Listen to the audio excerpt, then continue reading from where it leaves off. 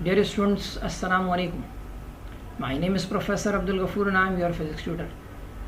Dear students, FAQs physics series का for first year students ये most important numerical का part 6 है, जिसमें हम circular motion को डिस्कस करेंगे. अगर आपने प्रीवियस पार्ट नहीं देखे तो डिस्क्रिप्शन में जाके लिंक को क्लिक करके देख सकते हैं. तो आइए स्टार्ट करते हैं. Part 6 numerical number 1. A ball of mass 0.2 kg is tied to the end of a string and whirled in a horizontal circle of radius 0.4 meter. If the ball makes 10 complete revolutions in 4 seconds, determine the linear speed, centripetal acceleration and the centripetal force. यानी हमें mass given है 0.2 kilogram और ये horizontal circle है.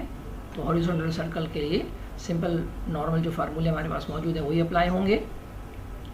Radius given है 0.4 metre, 10 complete revolutions given है और वो 4 सेकंड्स में होती हैं. तो टाइम गिवन है 4 सेकंड्स. इससे हम टाइम पीरियड निकाल सकते हैं जो होता है time divided by number of rotations या रेवोल्यूशंस. टाइम को हमने 4 सेकंड्स को 10 से डिवाइड कर दिया तो टाइम पीरियड आ गया. Time required to complete 1 vibration. तो 10 वाइब्रेशन होती है 4 सेकंड्स में, तो 1 वाइब्रेशन होगी या रेवोल्यूशन होगी 0.4 सेकंड में उसकी कंप्लीट. चूँकि सर्कल है तो हम रेवोल्यूशन की बात करेंगे. वेलोसिटी निकालनी है, लीनियर सेंटीपिटल एक्सेलरेशन निकालना है और सेंटीपिटल फोर्स मालूम करनी है. तो सबसे पहले हम बात करेंगे लीनियर वेलोसिटी की जो होती है आर ओमेगा. और यहाँ ओमेगा बराबर होता है 2 पाई अपॉन टी के. तो मैंने ओमेगा की वैल्यू 2 पाई अपॉन टी यहाँ सब्स्टिट्यूट कर दी क्योंकि मेरे पास ओमेगा मौजूद नहीं है, उसकी जगह उन्होंने टाइम पीरियड दिया हुआ है. तो अब वैल्यू रखेंगे हम 2 multiply by pi multiply by radius divided by time period. तो सारी वैल्यू यहाँ डेटा में गिवन है, जस्ट हमने सब्स्टिट्यूट किया और with the help of calculator solve किया तो आंसर आया 6.28 मीटर पर सेकेंड. अब सेंटीपिटल एक्सेलरेशन निकालेंगे और उसका फार्मूला सिंपल सा हमारे पास है v² अपॉन r. v जो हमने निकाला है हुआ है उसको सब्स्टिट्यूट करेंगे. रेडियस गिवन है, दोनों को हमने रखा, 6.28 का स्क्वायर किया और डिवाइड करने पर सेंटीपिटल एक्सेलरेशन आ गया 98.6 मीटर पर सेकेंड स्क्वायर. फोर्स मालूम करेंगे तो simple Newton second law, F = ma. Mass given है 0.2, एक्सेलरेशन हम फाइंड कर चुके हैं, दोनों को आपस में मल्टीप्लाई कर दिया तो फोर्स आ गई 19.7 newton. Numerical number 2. Calculate the centripetal acceleration and centripetal force on a man whose mass is 80 kilogram and who is resting on the equator, on the ground at the equator, given that the radius of earth is 6.4 exponent 6 meter and the earth completes 1 revolution in 1 day. ये जो last line है ये बाज़ numericals में नहीं दी हुई होती. देखिए आप 2006, 2011, 2014, 2015 के अलावा ये कुछ और ईयर्स में भी आया है जहाँ ये लाइन मौजूद नहीं थी.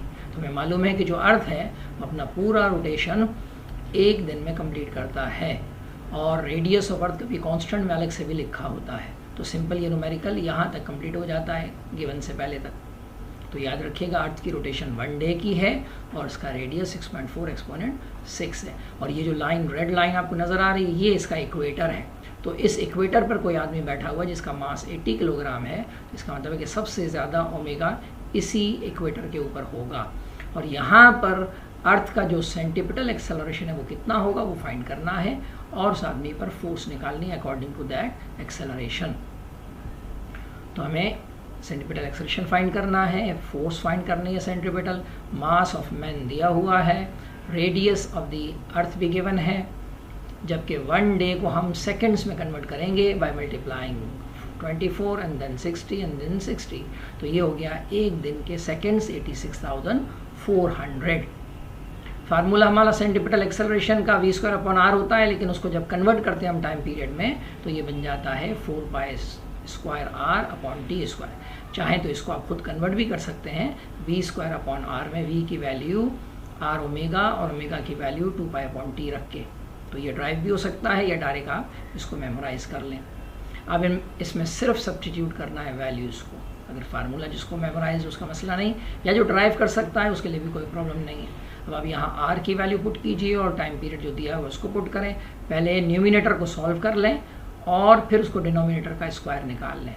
देन इसको डिवाइड करें ताकि स्टेप्स के भी नंबर आपको मिल जाएं। तो ये आ गया एक्सेलरेशन 0.0338। याद रहे कि ये फिक्स एक्सेलरेशन है इक्वेटर का, चाहे कुछ भी हो जाए, अर्थ का रोटेशन 1 डे ही रहेगा तो एक्सेलरेशन यही रहेगा। सिर्फ चेंज कहाँ आएगा? फोर्स में।